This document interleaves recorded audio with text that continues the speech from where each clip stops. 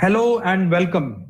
My name is Sudhir Gautam. I'm the senior editor with the APAC News Network and head for the South India.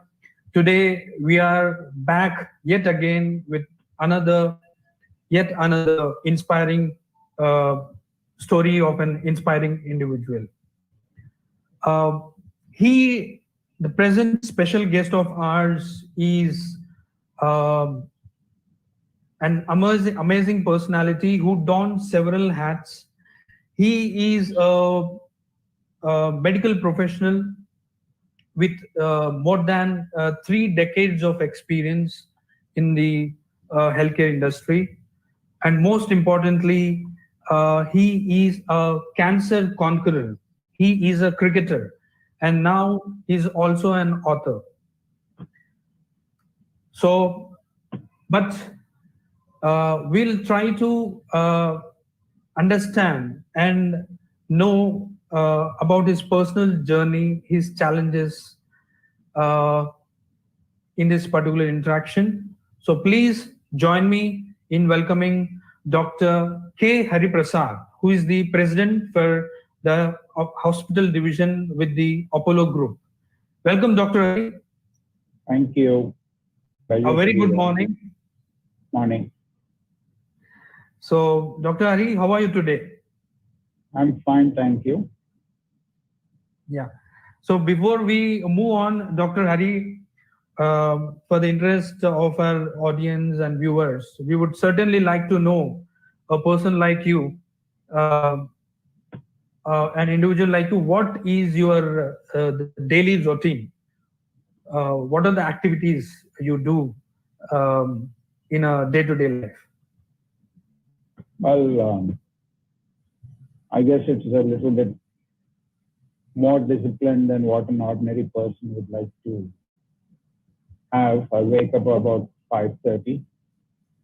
I work out for about an hour in the morning, and then have my routine breakfast and come to the hospital.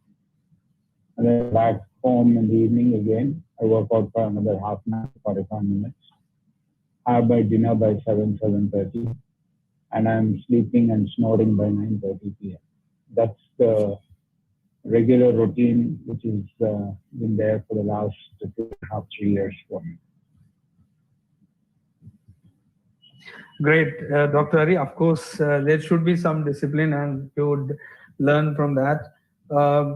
Dr. Hari, we would like to know the background of yours, your childhood, and your studies. Yeah, I come from a middle class family, and my father was a doctor. He was a chest physician, and he had set up his own practice in Secunderabad. He had his own nursing home. And I was the eldest in the family, eldest child. I was a male, and I had 2 younger sisters. And I was studying in the Hyderabad Public School, Preventive, which was, and I guess it continues to be, one of the prime schools in the country. And throughout my schooling days, till about I was in my 9th or 10th standard, I was a good student, studying well, getting good marks. But once into my 9th and 10th, I started playing cricket. Cricket was my first love, and studies was always secondary once I started playing cricket. And I used to bunk classes to go and play cricket, and I was very, very preoccupied with cricket. And in those days, there was not so much of hype and so much of publicity or so much of money in cricket, but we all played cricket for the passion of playing cricket, for the passion for the game. And I played for the state in all age groups, across age groups, under 15, under 19, 22, and for the state in the Ranji Trophy while I was still at school. But one thing the school ensured was they continued to encourage me in my sport. And the time I lost because I was playing cricket, they tried to compensate it with supporting me with additional classes or tuitions or whatever you call it. And they made sure that I did not lose any year on the pass through the school from the 10th and the 12th standards on time without losing a year. I think that's the great aspect of any educational institution. I don't see that happening in many educational institutions now, where people are allowed to grow as individuals. They're allowed to pursue their passion. They're allowed to go after what they like most and love most. And it is common sense that people will excel in what they have passion in and what they want to do. I think that's something which the school permitted me to do, and what the school taught me, and it was an invaluable learning, and it is kept, it has remained with me for the rest of my life. Wonderful, wonderful, Dr. Hari. So, dear viewers, I am all, first of all, Dr. Hari, congratulations. You're, I think, if I'm not wrong, more than 5,000 copies of your book, I Am Possible, has been taken or sold. So, congratulations on that. So, Thank viewers, you. I am the proud owner of this particular book, I Am Possible. Miss Dr. Hari story, the life journey has been recorded in this. Of course, a lot of inspiration. So he's a person who broke impossible into I am possible. So Dr. Hari, we would like to know. So let's start with your cricketing life. You have been a Ranji Trophy player, and you were playing with the likes of Mohammad Azharuddin. Could you also tell me about your team and your bonding during the your cricketing days? Yeah, we were young, and in most of the teams, I was one of the youngest members.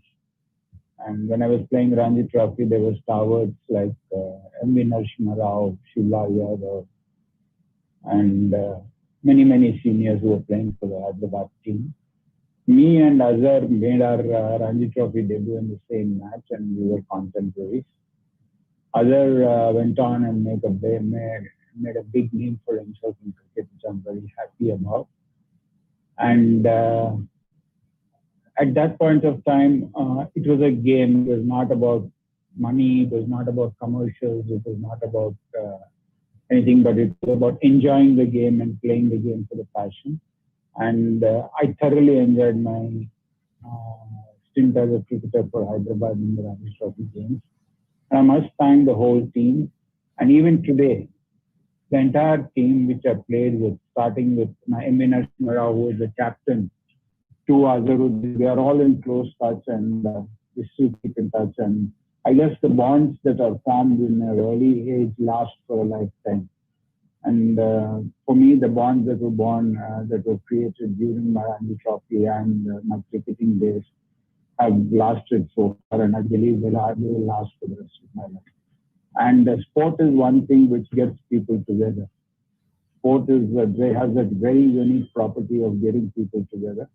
And I have experienced it, and I've learned from it. And I have also can now say that the bonds established as a team, as a cricketer, as a sportsman, will last a lifetime, and these are good bonds. Wonderful, wonderful, Dr. Hari. Since we have touched the cricketing part of your life, your journey, what do you have to think? What do you think about present cricketing world? I guess like the world has changed in the last 25, 30, 40 years, cricket too has changed big time. And it's no more the game that it used to be. In those days, we used to play very little of competitive cricket, but today there's a competitive match happening almost every day somewhere. And there's a lot more money in the whole thing. There's a lot more media exposure to the whole thing. and there's a huge hype around the halo built around the cricketers. So I guess it's changed a big time, and I think it is for the good, because today cricket can be a profession, cricket can be a career by itself, and a good cricketer with discipline can make a life out of it and lead a comfortable life even after retiring. And we've seen some of the biggest legends in cricket becoming the role models for the rest of the youngsters in the country. And that's also a great thing, because a sportsman becoming a role model is a good thing for younger individuals trying to do what some of these legends have done, like Sachin or Dhoni or Kohli. I think it's a great thing, because one of the things they've become great is because of their discipline, their talent, their skill, and their ability to be focused on what they're doing. And I guess these are a few characteristics everybody needs to develop to be able to be successful in life. So you hear a lot of negative things too about the sport these days, but I think every good is always followed by something bad. So we should learn the art of knowing what is bad and keeping away from it, and appreciating what is good, and taking the good part of the whole thing rather than getting stuck on the negative part. Okay. Yes, Dr. Hari. Do you play cricket now? How actively you play cricket?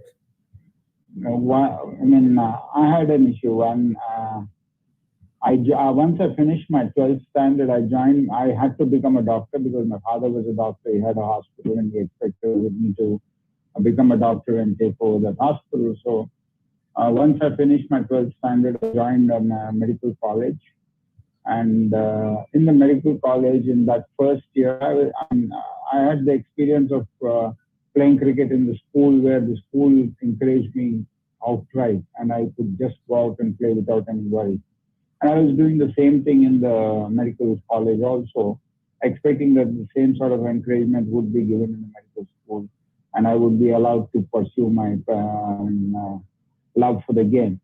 But I had a rude shock at the end of first year when I was not allowed to write the examination, because I did not have enough attendance because I was playing cricket most of the time. So that's when I decided that I had to make a career decision for myself, whether it was going to be cricket or whether it was going to be medicine. I couldn't ride on two boards, and that's when I decided to stop playing cricket completely and took up medicine seriously. And after that, I haven't gone back to the game except watching it on television or talking about it when friends get together. Do you hold back, or at least for the friendly matches, or not if not matches, at least with your family members, do you indulge? Not really. Probably I remember only one incident when all my grandchildren and children pulled us to a small place which I was a cricket pitch and pushed me to play a little bit of hold the bat for a little while. But apart from that, I don't remember playing anything holding the bat at all. Okay. Dr. Hari, who's your favorite cricket personality? I think it's MS Dhoni. MS Dhoni. Because he comes from a background which, in those days, was not the ideal background to become a huge star. He came all on his own from a state which was not known for cricket, and he made it all by himself. And one of the great things about him is, despite all the fame and despite all that he had and got from the game, he had his head on his shoulders, and he knew what he was doing. He did not go off a tangent in any manner, even till today. I think that's the reason I respect him, and his contribution to Indian cricket also has been, like nobody else. He's won all the world championships, whether it's T20 World Cup or T50 World Cup or the Test Championships. He's won it all for the country. And more importantly, apart from his exploits on the ground, I think he, as a human being, is a great human being, and that is something which is good for youngsters to emulate and follow. Yeah, wonderful. Dr. Hari, this autobiography of MS Dhoni has become, it was a very quite popular, the MS Dhoni, the movie, the Untold Story, and even Sushant Singh Rajput, who is no more with us now, he played that role very well, and it has been a very huge success also commercially. You are an author, your story, life journey is not an ordinary one, and it is well documented in the book. Any possibility or like any chances or any chances that it would come in the form of a movie or a short film or something like that? I don't compare with Dhoni at all. He's far, far, far away from above me, and I have achieved so much, lesser than what he's achieved in life. So I don't compare myself with Dhoni in any manner. Second thing is, if somebody is interested in converting this into a short film or a documentary, I would be happy. The simple reason being, I went through so many ups and lows in life, and the book actually captures each of the ups and downs in life, and how I managed to come out of the peaks and valleys that I was going through. So even if it inspires one or two people and helps them to, achieve something in life, I would be very happy. So if anybody wants to do it, I'm more than happy. But as of now, there's no plan. Okay, great. Dr. Hari, would you like to? You were also a lover. Your marriage was a love marriage. Would you like to tell something, if you are fine with that, about your love life and marriage? Yeah, actually, we met in the medical school. She was also my classmate, and we fell in love in the first year itself. And as I told you, I was not allowed to write the first year examination. So I was going to be behind by 6 months, and she was going to get ahead of me by 6 months.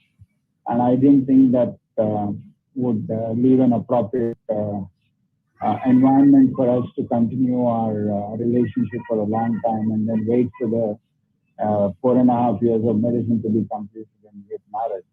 So we decided to get married before maybe finished our first year itself. So I got married very, very early in life, and after that it's been all about studies, profession, and family. Oh, wonderful. Dr. Hari, any one thing from your life partner that you take inspiration from? I think she is a very independent person who knows what she wants to do, and she has, in her own field, pursued her own passion and achieved what she wants to do. So I think I respect her for that, and I respect her for making sure that she pursued her dreams while making sure that the children and the family were taken care of. I think that's I respect her for that. That's wonderful. Dr. Hari, as you know, your family is a doctor's family, and how many kids do you have, and what is their profession? Yeah, I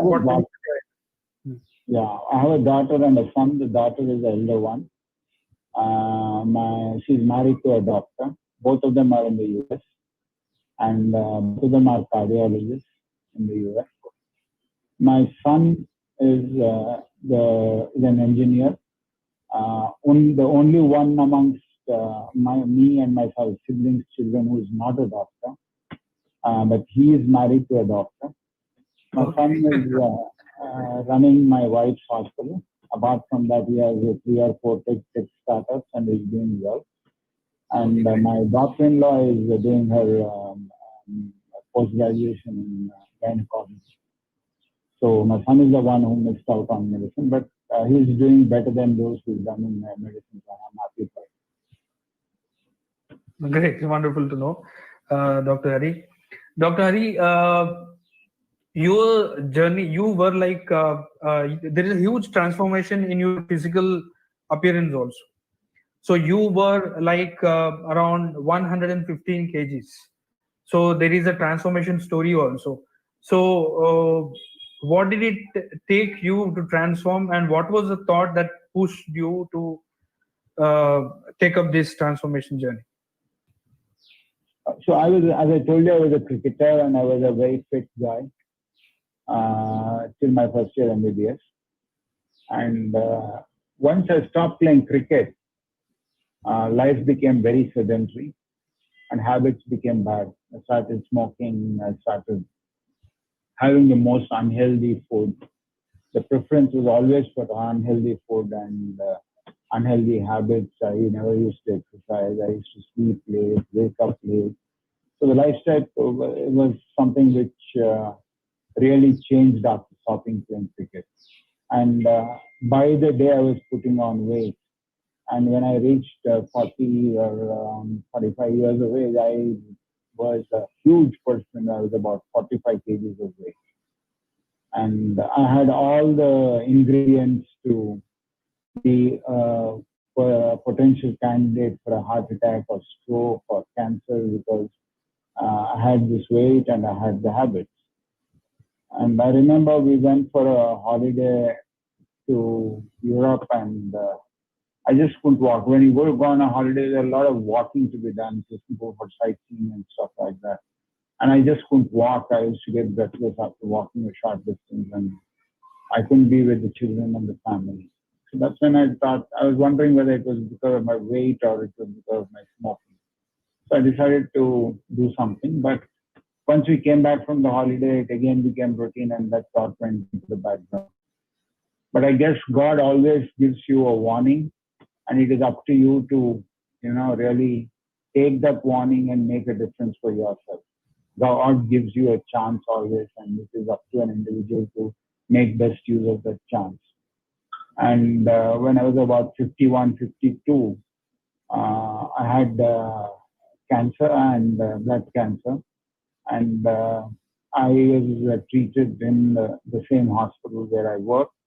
And there was tremendous love, affection, and I just can't forget the way the people took care of me and helped me get out of cancer after 9 months of treatment. It was then I decided that God has given me a warning, He's given me a chance, and it is up to me now to make use of the chance. And so I started analyzing as to what else could go wrong with me. So I stopped smoking, and then I changed my lifestyle completely. I decided that I would not do anything which would harm the body. So I created my own lifestyle. I did not go to any counselor or anything, but I created my own lifestyle where I slept by 9:30. I woke up at 5:30.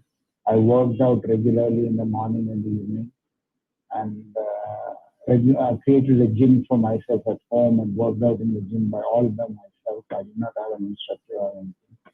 Then created a diet schedule for myself, which had minimal carbs, no sugar, and I was a diabetic and hypertensive also. So when I was 115 kgs, I was on 5 medications for diabetes, 3 medications for blood pressure, and still my blood pressure and sugar were not normal. Today I'm about 63 kgs, and I just take one medication as a precaution for diabetes and no medication for diabetes, for hypertension. And both my blood sugar and blood pressure are within normal limits. So it took me 2 years, 2.5 years plus to be able to transform from that 115 kgs to the 63, 64 kgs. But I can tell you that it is a journey worth it, a journey which everyone must take, because lifestyle is today almost 70 to 80% of deaths in the country are because of lifestyle diseases. It is because of heart attacks, it is because of strokes, it is because of cancer. So it's all, lifestyle is nothing but it is all in our own hands. It's not coming from somewhere else. So if you take care of your lifestyle, you can remain healthy. And if you remain healthy, you are more productive. And then you can give back to the society more than what you can otherwise. So I, at that point of time, felt that the society gave me so much and the people around me gave me so much, whether it's my family or my friends or my colleagues, they gave me so much in life. I owe it to them to give something back to them. So I decided that this was the warning and this was the time I had to change. So I'm glad that I made the decision, and I feel more energetic, more happy, more productive, more efficient, and more useful to everybody at this point of time after having reached this stage in life. Wonderful, Dr. Hari. So when there is a warning that God gives a warning, it is a chance for an individual to turn himself. So, Dr. Hari, you when I've interacted with you several times and I've seen the way even you talk at various conferences, and even during the book launch, I've seen many stars, or I mean to say, uh, uh, VVIP personalities were at your place. I see a lot of confidence in you, of course, but you must also be an emotional person. When you knew about the cancer, when you were diagnosed with cancer, what was the emotional process or journey you went through back then? See, it all happened suddenly. I had just come back from the United States. I was completely healthy and I had no problem at all. Because I was a diabetic, they used to take blood for my blood sugar tests every month. So the next day after I came back from US, he came and took the phlebotomist came and took the blood from me. And about an hour later, he called me back and said he took 2 ml of blood extra. So which tests he wanted me to do for that? I said, it's just 2 ml of extra blood, so just throw it away and give me my blood sugar levels. And a couple of hours later, I got a call from the pathology lab in the hospital asking me to go there immediately. I thought there was some problem there in the pathology lab and they were calling me to solve that or sort it out. But when I went to the pathology lab, it was all quiet, normal, and the work was going on and it was good. And I went to the senior pathologist's office, and she was looking sad and glum, and I could make out that something was wrong. So I asked her what happened. She said, there's something wrong with your blood in your CBT blood picture. I said, what, my blood picture? I never asked for a blood picture. What are you talking about, my blood picture? So she said, no, I got a sample for your blood picture and that sample doesn't seem to be normal. I said, tell me what the problem is. She was hesitating. Then the hemato-oncologist also walked in, and she went and looked at the site.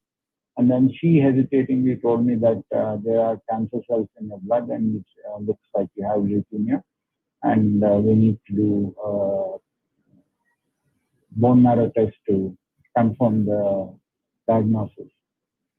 And I was still in a stage of denial because normally you would expect some symptoms of having cancer and you are having some ailment. But I was absolutely fine. And I was in a state of denial, and I said, this sample must not be mine. There must be some mistake. So go ahead and do the bone marrow immediately and confirm whether it is cancer or not. So I pushed them and they did it, and they confirmed it was cancer. And the next day I was admitted in the hospital and treatment started. So during the initial phases, it all happened so suddenly that I did not have time to think about it or become emotionally involved in it. As they say, some of the things which happen suddenly hit you late, they don't hit you immediately. It was only after a week or 10 days after I got into the treatment and I was in the room alone that I started thinking, and that's when I became a little bit more thoughtful about what my responsibilities were. And my basic thing was, if I did not come out of cancer, I did not want to leave behind any liabilities for anybody. And when I thought over, the only liability I had was I bought a house and had a loan on that, and I didn't want to leave behind a loan. So during that period of treatment, I made sure that I collected all the savings that I had from different sources and cleared the loan by the time my treatment was over. So one of the huge emotional roller coaster for me was, apart from getting over the disease, was also made to make sure that I did not leave behind liabilities for the family or for anybody. And when I cleared the loan, I think a significant part of that emotional component was removed. The care and love which was shown in the hospital, both by my teaching team and the colleagues and family, helped me to keep emotionally stable. And one very important thing happened during my course of my treatment. It's not easy to be locked up in a room and for 9 months and not be exposed to anybody because I was susceptible to infection. So my boss, Mrs. Sangeeta Reddy, said, "Why don't you work from your room?" And so they set up a teleconferencing facility in my room. They set up my entire office in my room so that I continued to work in my during my treatment. Even while I was undergoing chemotherapy and admitted in the hospital, I continued to work. And first 3 months I worked from the room. Then I started coming to the office for a little bit of time, and then I started traveling. So I think working while you are sick and keeping occupied with your work also helps you emotionally in a big time. So all these factors really help.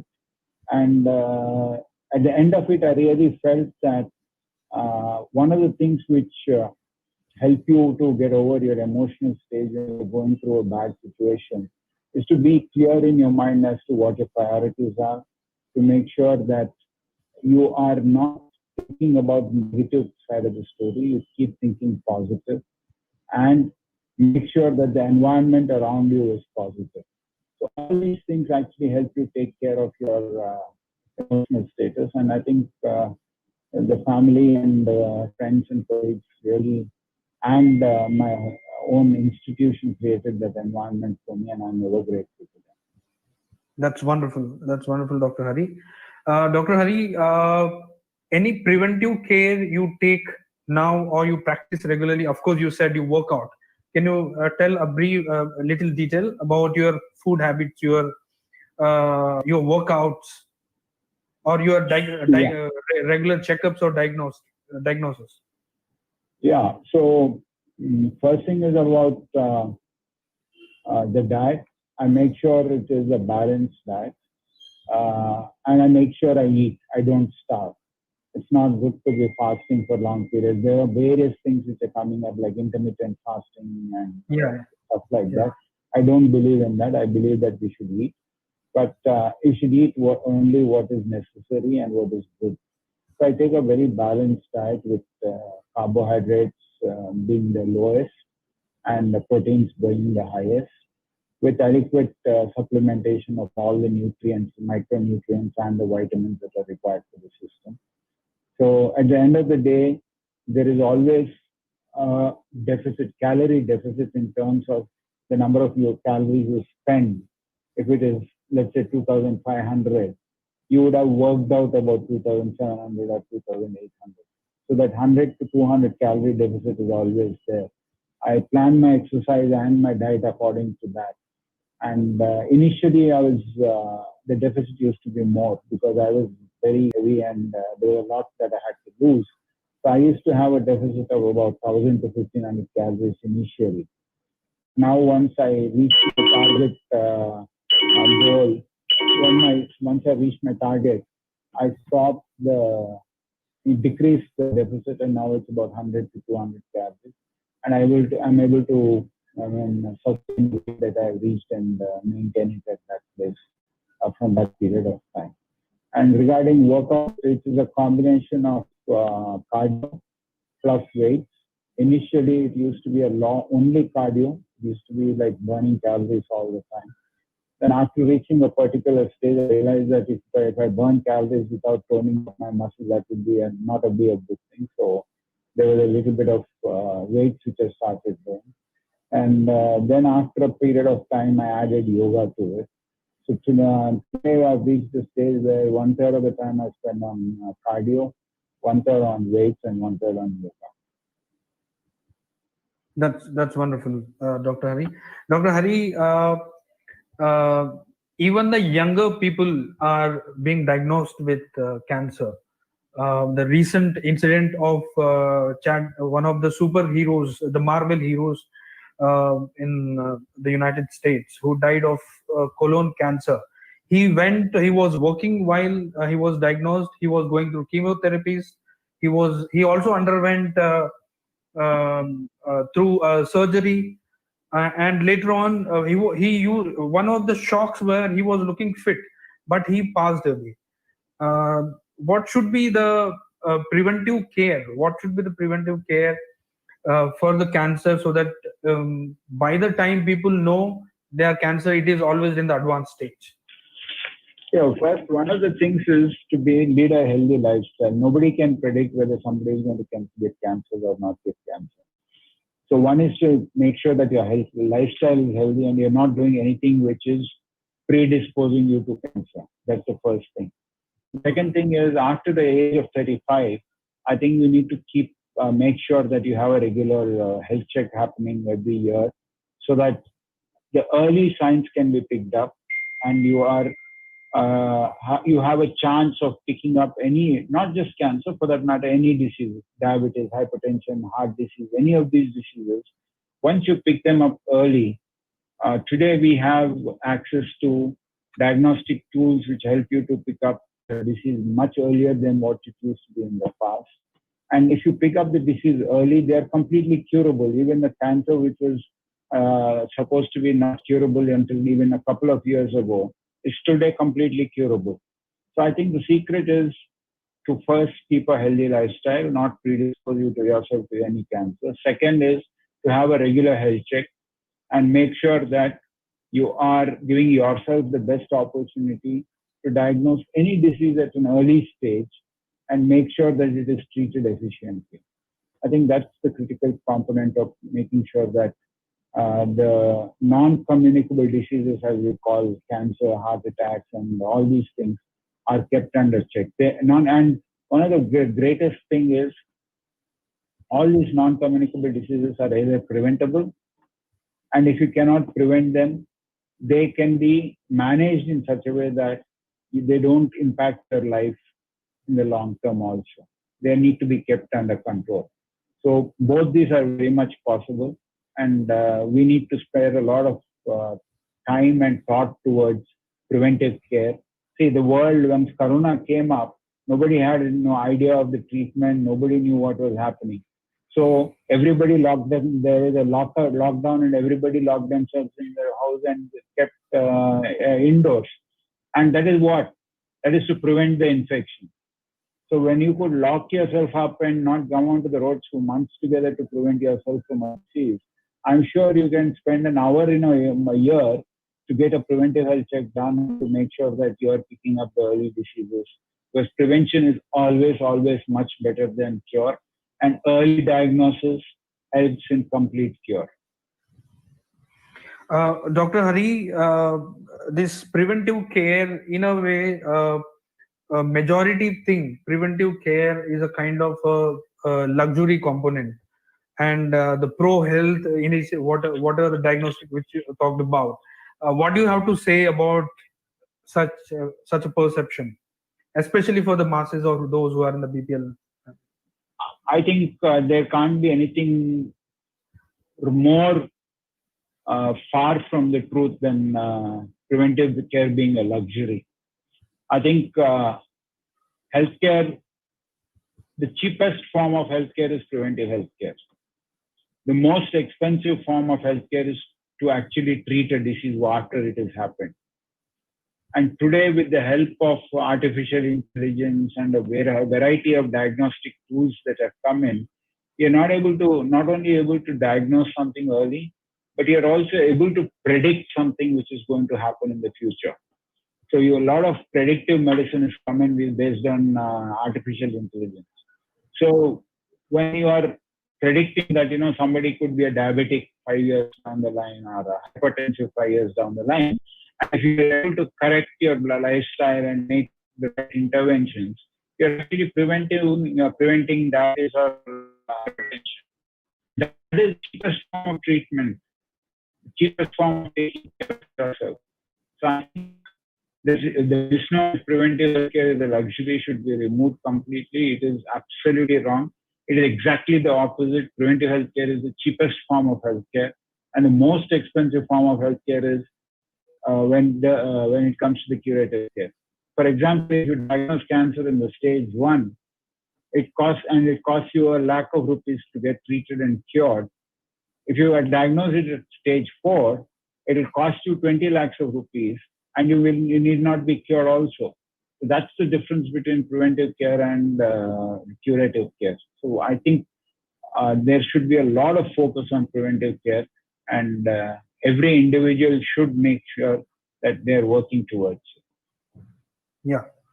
Dr. Hari, what do you have to say about the health coverage that the government is providing, be it the government of India, the government of Telangana, government of Andhra Pradesh? The respective states have their own health schemes. What do you have to say about that? Yeah, at one point of time, India was a global healthcare seeker. When I say that, people the rich and the famous used to travel abroad for treatment because the treatment was not available in this country. Today, India has become a global healthcare provider. You have the best technology, best treatment options, best diagnostic options, best doctors, everything available right here in India. One of the things which is a challenge is, even though the treatment in India for the same disease is about 1/10 of the cost of the developed countries, it is still expensive for a significant section of our own population. So creating financial access to advanced healthcare is one of the challenges that the country faces. And all these schemes are aimed at bridging that gap between advanced healthcare and a poor man or a lower socioeconomic group person who cannot afford that sort of treatment. One of the most important things for any of the schemes, or for that matter, any initiative that is taken up, is all the stakeholders need to be happy about what is happening for that scheme to succeed. In this case, the stakeholders are the people, the hospitals, and then the government. All three need to be happy. So wherever there is an equilibrium which is achieved between all the stakeholders, the scheme will be a success, and it will create a huge impact on the community. And I think being new schemes, especially the Ayushman Bharat and the things like that, it takes a little bit of time before that equilibrium is achieved. And once that is achieved, I think we will be one of the few countries in the world where a beautiful public-private partnership actually is helping the people get the best of care, irrespective of their socioeconomic conditions. Wonderful. Dr. Hari, can you tell us briefly about the gap that can be filled between the health system in India now? I didn't get your question. Which gap are you talking? Do you see any gaps between the Indian healthcare system that that needs to be addressed on a priority basis? I think the first thing which needs to be taken up is the government needs to make sure that there's a lot more emphasis on preventive healthcare, because that is much cheaper. And it actually, a lot of times you will see that there is one individual who is earning in a family. And if that individual falls sick, it is not only the individual who is falling sick and spending money towards his treatment. His earnings, his income is gone, and the entire family suffers because of it. And one of the reasons for rural indebtedness is healthcare. If somebody from a family falls sick, they take loans, they take all sorts of things and become indebted. So one of the biggest causes of rural indebtedness is healthcare. So I think one of the things which needs to be done is to focus on preventive healthcare. And the second thing is, despite all the preventive healthcare, there is going to be disease. And when you are buying a vehicle, you are not allowed to get that vehicle onto the road without an insurance for the vehicle. But when you are not insured, it's not necessary for the driver of the vehicle to be insured. It is a tragic thing in this country. So I think mandatory universal health insurance is the answer for covering the diseases. And it can be done very easily. Where the lower socioeconomic groups, government can pay for the health insurance payments, while for those who can afford it, the insurance should be pay for it. And like every country has to have an insurance. Every individual in the country, it should be mandatory for them to have an health insurance. Once these two things are actually done in the country, then I think all the gaps will get closed. Wonderful. Thank you, Dr. Hari. Dr. Hari, you played a very crucial role in bringing the emergency healthcare system. Can you tell us about that? I'm basically qualified as an emergency, anesthesiologist, and had exposure in critical care. And I was practicing in my nursing home. Dr. Pratap Reddy called me one day and said that emergency as a specialty in this country does not exist, and why don't you join me and start emergency medicine? I said, sir, my dad has built this hospital for me, and I'm running this hospital, and I just can't come out and join you. He said, see, if you continue to work in your hospital, by the time you end your career, you will be able to impact a certain number of lives. But if you come and join me and take up this, you'll be able to impact thousands of lives more than what you would impact in your nursing home. So he literally, goaded me and convinced me to take up this role. And since 1996, for about 7 years, I was living, breathing, eating, and drinking emergency medicine. We set up the emergency system first in Hyderabad. We made it a successful thing. Then there was nothing called emergency in the country at that point of time. It was all casualties, and there was no emergency room anywhere in the country. So we created the first accident in emergency hospital. There were no trained doctors. So we actually had to set up training doctors, nurses, and paramedics. Then when we had to scale it up across to the country, we had to have more people to be able to do this. And then the infrastructure was not available. For example, an ambulance which could provide proper pre-hospital care was not available. And the only thing was we had to import it, and it was prohibitively expensive. So we actually designed and created our own ambulance, and took help from some of the fabricators in India, and created an ambulance. And it took us a good 6 to 7 years for actually people to understand that there is a subject called emergency medicine, there is a specialty called emergency medicine. And today it is like any other specialties, and it is one of the most sought after specialties in the country. And I'm happy that at that point of time, I listened to Dr. Reddy and took up the challenge, because today when I look back and see the number of lives that are being saved because the specialty came into existence in the country is tremendous.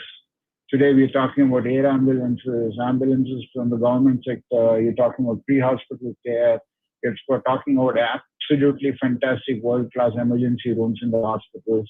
We're talking about great skills of people in the emergency rooms.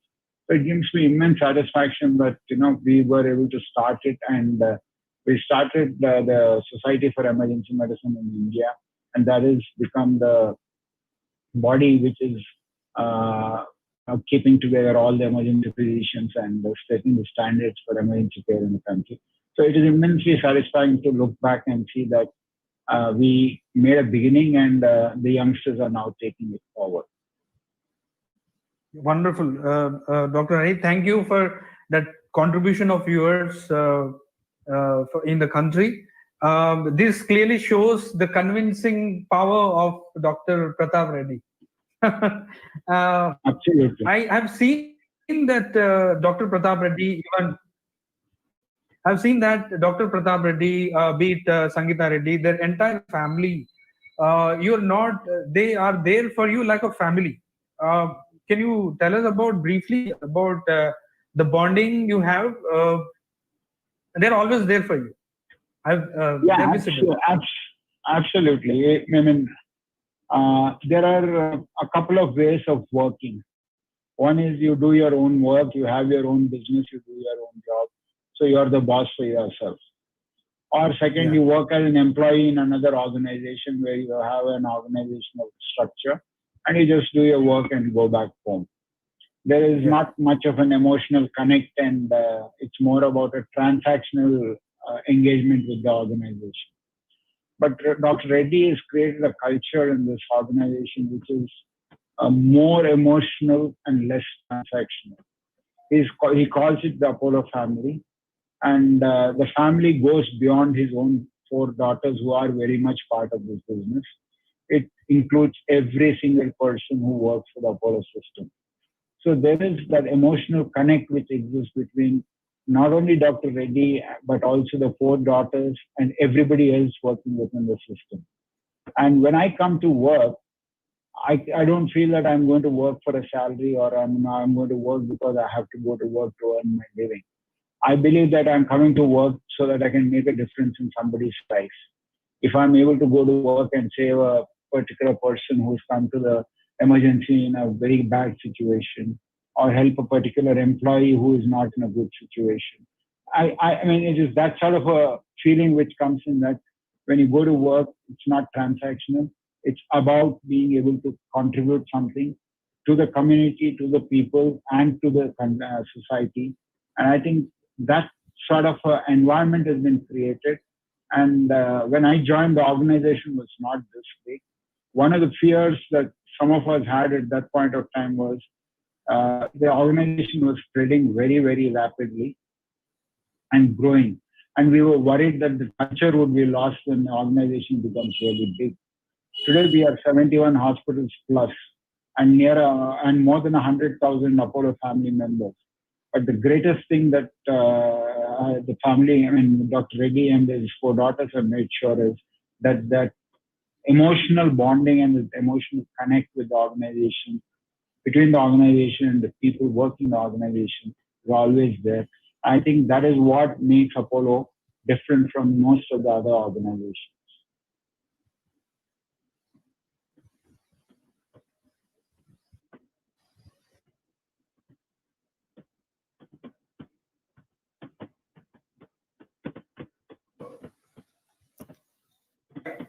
Hello. Yes, Sudhir. Yeah. Okay. Dr. Hari, one word I've seen, you are a doctor, you're also an author now. I've seen the word called entrepreneur also in your profile, social profile. What is that about? Well, that is exactly what I was trying to explain. When you're working for an organization and you're not normally entrepreneurs are somebody who do something for themselves, by themselves, and do something new. But I'm working in an organization where you can be an entrepreneur yourself. For example, you brought up the example of emergency medicine. So I was an entrepreneur in emergency medicine, although I was doing it for Apollo and I was doing it as a part of Apollo. But I was given the complete freedom to work as an individual, complete empowerment was there, and it was more an entrepreneurial experience for me than anything else. Similarly, when I wanted to start tertiary care in Tier 2 cities, we called it the Reach Hospitals. That was again something which came up with us, and we were allowed to do it, and we were actually entrepreneurial in that. So I think that is a huge difference between Apollo and some of the other organizations, where people working within an organization can still be entrepreneurs and contribute to the society.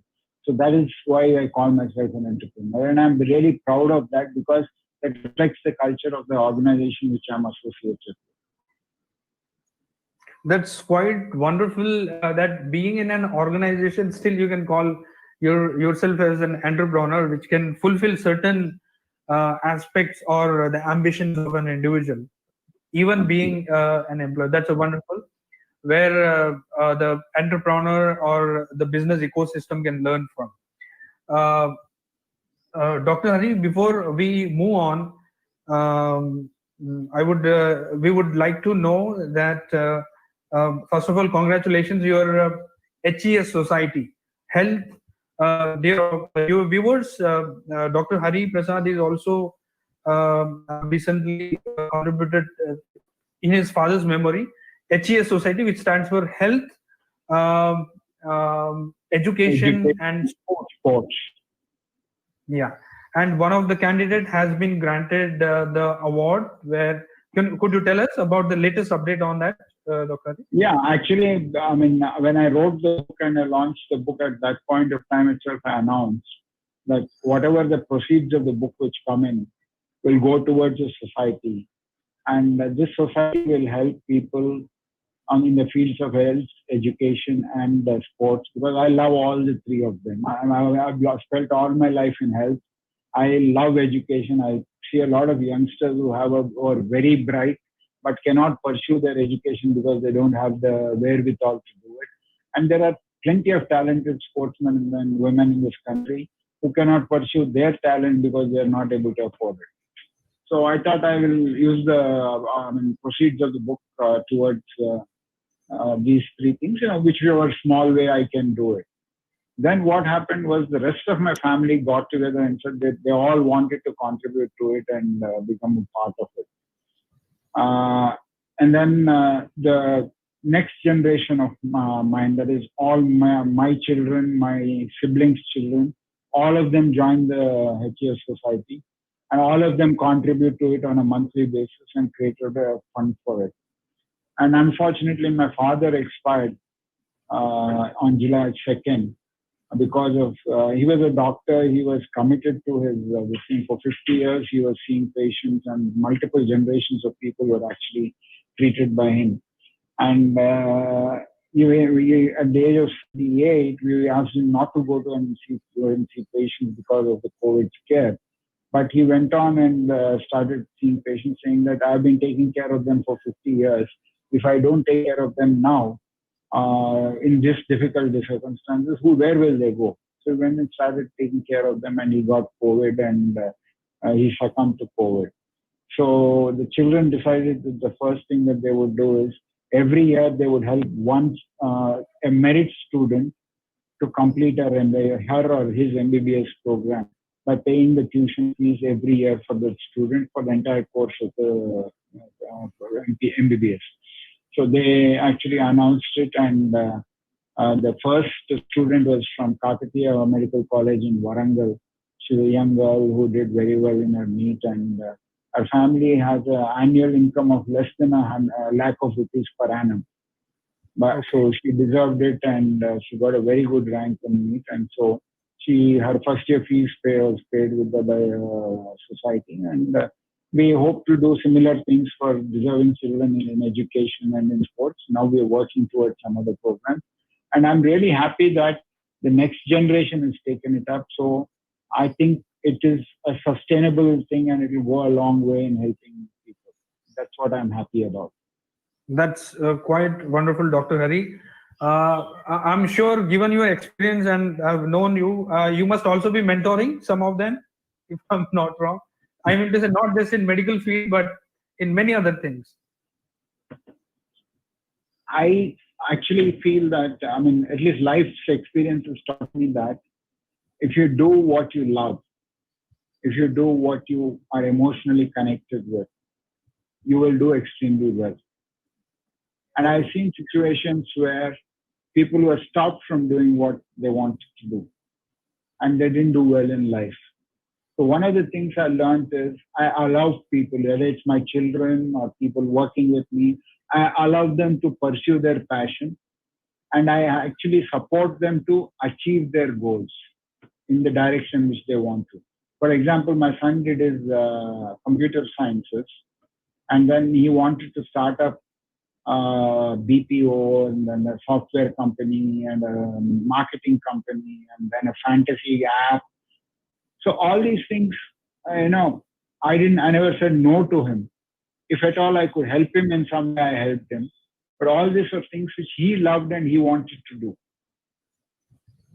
So it's more than mentoring. I think it is facilitating people to achieve their goals is a bigger role to play and a better role to play than actually telling people what to do and how to do it. That's quite wonderful. There is a clear message, viewers, that the success for the secret for the success is there has to be an emotion in whatever we do in order to succeed. Am I right, Dr. Hari? Absolutely. Absolutely. And you yourself also, when you look back in anybody looks back in their life and they see that if they were emotionally connected with something, they would have succeeded in achieving it. And if they were not, they would not have succeeded. Everybody's life, if you go back and take incidents, you will definitely come across a situation. Thank you very much, Dr. Hari. I keep learning. I keep looking at you, and I always ensure one or the other way I keep engaging with you. And thank you very much for sharing your personal journey, your emotion, your aspirations, and also I would like to thank for your contribution for the emergency medicine and many things. Thank you very much for that. Dear viewers, we would be joined by in the next episode of APAC Dialogue with yet another inspiring personality with his inspiring story. Thank you very much for joining us. Thank you.